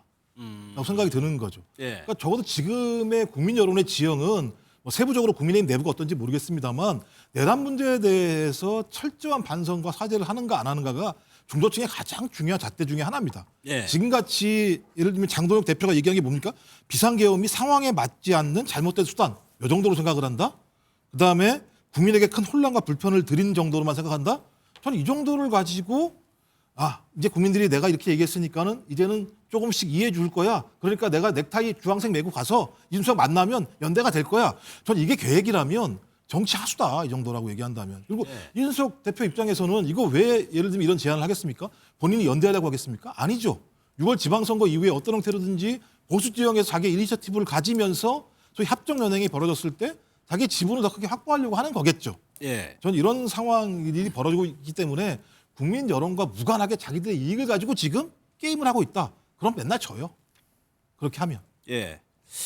여기에 대해서 전환기 씨 같은 경우에는 계엄 사과에 대해서도 반대 목소리를 냈는데 이 부분 개혁신당과 연대에 대해서도 반대를 하고 있습니다. 그 얘기 한번 듣고 강성 지지층 얘기 한번 살펴보겠습니다. 이준석과 연대를 해서 당을 합친다거나 이러면 전환기는 역시 지지할 수가 없다라는 것인데 여러분들 어떻게 생각합니까? 이준석은 한동훈 투입니다. 이준석 한동훈 투 아닙니까? 예, 제가 윤석열 대통령한테 개인적으로 이준석한테 들은 이야기도 있는데요. 절대 가까이 하면 안 된다고 했습니다. 저는 그래서 아무리 보수파 연합하더라도 이준석은 한동훈 투입니다. 이번에는 근거를 댔어요. 윤석열 전 대통령이 절대 안 된다고 하면서 반대를 했는데 이것이 서정 프로ፌ서 강성 보수 지지자들의 생각이 어느 정도나 생각하고 일치합니까? 거의 아마 이게 뭐 압도적일 겁니다. 제가 전환기라고 저하고 같이 윤 대통령을 만난 적이 있어요. 네. 탈당을 제가 권유하려고. 네. 그때 제가 전환기 강사하고 저하고 같이 갔는데 사제에 아마 이게 그때 들은 이야기를 하는 것 같아요. 윤 대통령이 한동훈을 물론 제일 미워하지만 이준석에도 이게 가까이 하면 안 된다. 네. 절대 그 이야기를 지금 하고 있잖아요. 근데 이게 아마 대다수 보수층에서는 네. 실제 그 한동훈, 이준석을 껴안으면 오히려 그 소탐 대실이다. 얻는 것보다 이게 더 실이 많을 거다. 뭐 이런 식으로 이렇게 보고 있는 여론이 압도적이에요. 그러니까 전환기 씨의 이 주장이 개인 생각 수준이 아니고 윤 어느 대통령 정도 생각이고. 대변한다는 얘기죠. 그다음에 일단 유튜브 중심으로는 압도적으로 전부 이게 거의 뭐 100% 우리 보수층의 유튜브 네. 이게 물론 약간 더 우쪽으로 가 있지만 거기서는 이게 거의 99% 저렇게 보고 있고요. 그래 99%. 나머지는 이게 제가 뭐 단정을 못하지만 한쪽에는 유튜브로 우파 쪽의 여론은 수렴 볼 수밖에 없잖아요. 네. 그렇습니다. 아니 그러면 장동혁 대표 계획에 차질이 생기는 거 아니에요? 그러니까 장동혁 대표는 이제 이거 좀 중도를 확장하려고 해도 예. 근데 문제는 손뼉도 마주쳐야 되는데 이준석 대표가 안 한다니까요. 절대 연대 안 한대요. 근데 뭐 저희 입장에서도 예. 어차피 이게 서울 같은 데 전략 지역만 연대주면 서울에 뭐 후보 안 내고 오시안 시장이나 연대주면 되잖아요. 나머지 지역은 이게 어차피 뭐 표가 뭐가 차이 나겠습니까? 따라서 이게 뭐 저는 아까 지역별로 아마 후보가 오시안 시장이 아마 이준석하고 개인적으로 연대하지 않을까. 예. 당대당 차원은 어렵다고 봐요. 아니 그 말씀은 장동혁 대표가 가운데 쪽으로 중도로 나오기 더 힘들어진다는 얘기 아니에요? 지금 급한 사람은 저는 장동혁 대표라고 보고 네. 이준석 대표는 조금 더 여유를 갖고 접근할 거라고 봅니다. 왜냐하면 지금 뭐 어차피 국회의원 3석 갖고 있는데 이번 지방선거에서 얼마나 많은 후보를 독자적으로 내서 정말 그 이번 선거를 잘 치를 수 있는가 이것보다는 결국에는 2028년에 본인의 의석수를 얼마나 더 늘리느냐 이것이 관건이 될 것이라고 보기 때문에 이번 선거에 이준석 대표나 개혁신당이 정말 총력을 기울여서 준비할까 또는 국민의힘과 연대를 어느 정도 할까 이거에 대해서는 조금 그 시간을 두고 고민할 문제고 오히려 장동혁 대표는 이번 지방선거를 제대로 치르지 못했을 경우에 본인 리더십이 굉장히 흔들릴 수 있다. 예. 특히 광역단체장 선거 같은 경우에는 개혁신당의 도움 없이 만약 개혁신당이 광역단체장 같은 경우에 독자 후보를 낸다고 해서 한 5%만 갖고 간다고 하더라도 당락에 영향을 줄 수밖에 없거든요. 그런 측면에서 본다면 전 장동혁 대표가 변해야 하는데 과연 그 변화의 의지가 있느냐 이것에 대해서 지금 선혁 변호사께서는 그 변화의 의지가 별로 없다라고 보는 것이고 저는 일정 부분 그 변화의 동력이 부족하다 보는데 그러기를 희망한다라고 말씀을 드리는 거고. 예. 의지보다는 현실적인 얘기를 조금 서정욱 변호사께서 하시는 것 같은데요. 또 한 명이죠. 이제 정광훈 목사의 내일 구속 여부가 결정된다고 합니다. 그 얘기 한번 들어보겠습니다. 내가 감옥에 가더라도 울지 말고 깜빵 갔다 온 사람은요 다 대통령 돼버려. 내가 이번에 깜빵 4번째 갔다 오면 내가 대통령이 돼서 돌아올 테니까. 뭐 저 대통령이 돼서 돌아오겠다 그 얘기보다는 이 앞부분이요. 내가 감방을 가게 되면 본인도 좀 구속을 예감하는 것 같기도 하고요. 구속이 될 수도 있다라고 생각하는 것도 있고 예. 구속돼도 괜찮다라고 생각하는 것 같아요. 그러니까 예. 자신은 죄지어서 감옥에 가는 것이 아니라 탄압을 받아서 가는 것이다. 예. 자신의 행동은 정당했다. 뭐 이런 취지의 정당성을 주장하면서 자신이 깜빵 가더라도 여전히 교회 집회에 나오고 그리고 정치적으로 같이 하자 이런 메시지까지 보낸 것 같고요. 예. 실제 뭐 이 사건이 구속될지 안 될지는 저도 잘 모르겠어요. 일단 국민들 관심이 없어서 이 사건에 집중하진 않았잖아요. 근데 이 서부지법 폭동 사태와 관련해서 자신이 먼저 이 좀 집회를 그만두고 돌아간 상태에서 이런 사건이 발생했거든요. 예. 그래서 경찰이 얼마나 많은 증거를 확보했는지는 모르겠습니다만 교사했다라고 하는 증거를 제대로 확보 못했을 경우에는 영장이 기각될 가능성도 있지 않나. 그래서 영장이 기각될 가능성이 있어서 편하게 얘기한 건지 예. 어쩐지는 모르겠습니다만 참 어떻게 보면 특이하신 분이다. 예. 자신이 감옥 가는 것조차도 두려워하지 않으면서 저렇게 말도 안 되는 윤석열 전 대통령이 현 대통령으로 복귀할 것이다 라고 하는 말까지도 하는 거 보면 선전선동에는 정말 일가견이 있는 분이다 이렇게 말씀드립니다. 예. 아니 서정욱 변호사님, 장동욱 대표가 여기 정광훈 목사 여기도 연대 대상에 포함된다고 그랬잖아요. 그냥 이게 뭐 광화문에 노는 이제 우리 일반 국민들, 예. 그것도 이제 연대 이런 뜻이죠. 뭐 정광훈 목사님하고 직접 연대는 어려울 겁니다. 그건 어렵다고 보고요. 예. 근데 이게 혐의가요. 서부지법 그때 영장실질할 새벽에 일난 건데요. 예. 근데 정광훈 목사님은 집회를 항상 오전에 해요. 그러고 어르신들이 할머니 할아버지 어르신들이 많아서 보통 이게 그냥 저녁 때쯤 되면요 집회 다 끝내버려요. 그날도 이게 한 7, 8시에 끝나고 한참 이게 떨어져 있었거든요. 따라서 이게 본인은 상당히 억울해합니다. 아마 그러고 영장 기각을 좀 확실한 것 같더라고요. 제가 이게 이야기를 많이 나눠봤어요. 변호인 선임 때문에. 그러니까 아마 이게 본인은 확실하게 기각될 것 같으니까 오히려 이게 자신에게 내가 갔다 오면 뭐 대통령 된다. 이렇게 여유를 보인 게 아닌가. 이렇게 보고 이분하고 서부지법은 우발적으로 그때 새벽에 들어간 거기 때문에 영장 발부되면서 아마 저도 기각 가능성이 상당히 높아 보입니다. 알겠습니다. 또 하나 정치권에서 지금 화제가 되는 것이 홍준표 전 시장과 배현진 의원의 그 SNS상의 이제 설전인데 두 사람은 과거에 꽤 가까웠던 분들이었습니다. 영상을 좀 먼저 보겠습니다. 양쪽으로 저희 자유한국당이 선거 초려한 세 분을 다음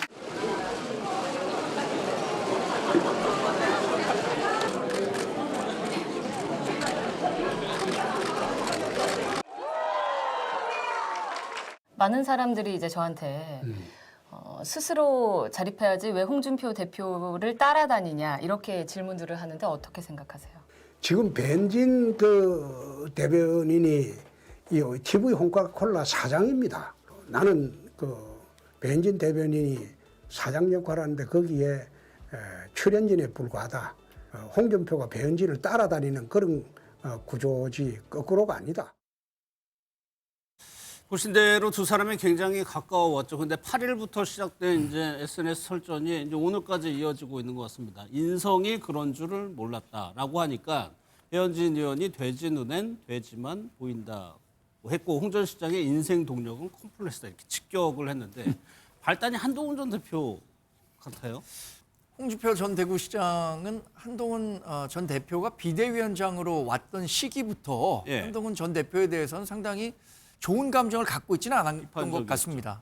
그 이유는 아마도 지금은 이제 대선이 치러졌지만 대선이 치러졌을 때 정상적인 대선 치러졌을 때 한동훈 전 대표와 당시에 굉장히 유력한 경쟁 관계가 형성될 수밖에 없다라고 판단했기 때문에 한동훈 전 대표에 대해서 부정적인 평가를 했던 것 같고요. 배현진 의원은 지금 이른바 뭐 친한계에서 주류 의원으로 활동을 하고 있죠. 한동훈 전 대표에 대한 어떤 정치적으로 공격받는 것에 대해서 상당히 좀 엄호를 한다 그래야 될까요? 호위무사 역할을 하고 있는데 발단이 말씀하신 것처럼 홍준표 전 대구시장이 자꾸만 한동훈 전 대표의 뭐 정치력이라든가 앞으로의 정치 미래에 대해서 폄훼하고 비판하니까 그것을 엄호하는 과정에서 두 사람의 감정 싸움으로 간 것 같아요. 저는 이 과정을 보면서 홍준표 전 대구시장은 우리 당에서 당대표도 했죠. 대선 후보도 했죠. 그렇죠. 그리고 도지사, 국회의원 다 했던 분입니다. 이렇게 정치적 체급이 큰 분이 자꾸만 이런 지역적인 문제로 와갖고 배현진 의원하고 부딪히려고 하고 또 인성의 문제다. 뭐 이런 식으로 얘기를 하는 것이 과연 도움이 되는가라는 부분에 대해서 스스로 한번 돌아보실 필요가 있을 것 같아요. 우리가 흔히 얘기하지 않습니까? 정치적 체급이 맞는 사람들하고 싸운다고 하는데 지금 배현진 의원하고 이런 감정 싸움을 온라인에서 벌이는 것이 과연 홍준표 전 대구시장에 도움이 될까? 전 그렇지 않다고 보기 때문에 이쯤에서 그만하시는 게 좋겠다라는 생각을 말씀드립니다. 저는 이제 제 개인 생각인데 홍준표 시장은요 큰 배신자고 배현진은 작은 배신자다. 이렇게 저는 보고 있어요. 어느 입장에서요? 객관적으로. 홍 시장님은요 보수 전체를 배신해 버렸어요. 보수 전체를 이번에 대선 때 경선에 사실상 불복하고 하와이 가가지고 이렇게 계속 지금 국민의힘 공개하고 있잖아요. 따라서 그 보수 전체를 배신한 큰 배신자고요. 그다음에 배현진 의원은 처음에 정치 입문의 계기는 다른 사람의 뭐 영향으로 결심했다 하지만 그런 게 객관적으로 입문을 시켜주고 공천을 줘서 배지를 달게 해준 거 초선 때 예. 이거는 홍준표 시장이 맞거든요. 그러게 홍카콜라 같이 진행한 것도 맞고요. 이런 식으로 친홍계였다가 갑자기 어디로 갔냐면 친윤으로 갔어요. 그때 윤석열 대통령 때 배현진을 제일 밀었어요. 그때 기억나실 거예요. 나경원 당대표는 때 연판장 돌리고 이럴 때 배현진 주도했거든요. 그러니까 완전히 윤석열 쪽으로 갔다가 지금 이게 다시 윤 대통령을 또 배신하가 한동훈 쪽으로 붙어버린 거예요. 예. 지금 이게 벌써 이게 3번 바꿨잖아요. 물론 사람을 보수니 그러니까 작은 배신자죠. 그러니까 저는 둘 다 배신자이기 때문에 뭐 이게 별로 논평할 가치가 없다 봅니다. 글쎄요, 뭐 이게 뭐 정치 현실 정치에서 하나의 신념, 하나의 사람 이렇게 가기는 쉽지는 않는 측면도 있죠. 뭐, 근데 어떻게 보셨어요? 뭐 말은 맞는 말이죠. 그 홍준표 전 대구시장의 업보죠. 본인이 정치에 입문을 시켰으니까. 예. 그렇다고 하더라도 이것 때문에 정치를 했으면 본인이 페이스북 글에다가 왜 따르는 후배가 없는지 돌아보길 본인이 따랐던 선배 아닙니까? 이 앞뒤 말이 좀 안 맞는 측면이 있고 저는 홍준표 전 대구시장의 쓴소리를 국민의힘이 잘 들었다고 한다면 지금까지 이렇게 당명을 교체하는 때까지 왔을까? 아니, 솔직히 말해서 윤석열, 한동훈이 당 망쳐 두 용병 세력 제거해야 이게 뭐가 문제가 있습니까? 따지고 보면 윤석열 씨 용병으로 대선 후보 만들어가지고 예. 지금 외란 우두머리를 배출한 정당이 됐잖아요. 그래서 지지율이 올라가지 않는 거잖아요. 그 과정에서 윤석열, 김건희 씨랑 한동훈 지금 전 대표랑 또 얼마나 갈등을 빚으면서 당이 또 왔다 갔다 했습니까? 전 그런 면에서 야, 이 엄중한 와중에도 이 사람들은 이렇게 내부 싸움을 하고 앉아있네. 그러니까 국민이 안중에 없는 거예요. 국민이 안중에 있다면 이런 싸움 하겠습니까? 그리고 이런 싸움 하면 자기들이 뭐 골방에 앉아가지고 둘이 싸우든지 그냥 예. 인터넷으로 야 우리 이렇게 싸움이다라고 동네방네 소문내는 것도 아니고 제가 볼 땐 진짜 국민에 대한 염치가 없는 사람들이 많이 모여 있는 것 같다 이런 생각이 듭니다. 알겠습니다. 다음은 북한 소식 좀 살펴볼 텐데 무인기가 우리가 보냈다고 주장을 했죠. 주말 사이에 그 얘기 들어보고 도대체 왜 이 시점에서 이 얘기를 꺼냈는지 좀 궁금합니다. 영상 먼저 보겠습니다. 절대로 용납할 수 없는 한국 호전광들의 광태는 반드시 대가를 치르게 될 것이다. 우리 군은 해당 무인기를 보유하고 있지 않으며 북한이 발표한 일자에 해당 시간대에 무인기를 운용한 사실도 없습니다. 민간 영역에서 무인기를 운용했을 가능성에 대해서는 정부 유관기관과 협조하여 철저한 조사를 진행할 예정입니다. 우리에게 도발하거나 자극할 의도가 없다는 공식 입장을 밝힌 데 대하여 연명을 위한 현명한 선택이라고 평하고 싶다. 윤가가 저질렀든 리가가 저질렀든 우리에게 있어서는 똑같이 엄중한 도발로 된다. 군이 했든 민간인이 했든 우리가 관심하는 내용이 아니다. 또다시 우리로 하여금 한국이라는 불량배 쓰레기 집단에 대한 더욱 명백한 표상을 고치는데 커다란 도움을 주었다. 북한이 주장한 내용을 보면 2번입니다. 지난 4일에 한번 보냈다는 거고 작년 9월에도 한번 보냈다는 거예요. 그러면 이때는 가만히 있다가 지난 4일 것까지 보고 저렇게 비난을 하고 있습니다. 그 이유가 뭔지가 좀 궁금한데 왜 이제서 이 시점에서 저 2번을 가지고 와서 우리 정부를 압박하는 걸까요? 일단 북한의 말본세는 참 듣기 거북하다 이런 생각이 많이 들고요. 말씀하신 것처럼 왜 그때는 안 하고 지금은 하는가. 예. 두 가지 정도인 것 같아요. 하나는 좀 적극적으로 해석하면 북한이 우리랑 대화할 용의가 있는 것 아닌가라고 오히려? 하는 부분들을 역으로 얘기하는 거고 또 하나는 나는 남쪽과는 대화할 생각이 전혀 없어. 중국에 가서 이상한 얘기 하지 마. 우리는 미국과만 대화할 거야. 그러니까 나서지 마. 이렇게 얘기하는 측면도 있다라는 생각이 들기는 하는데 예.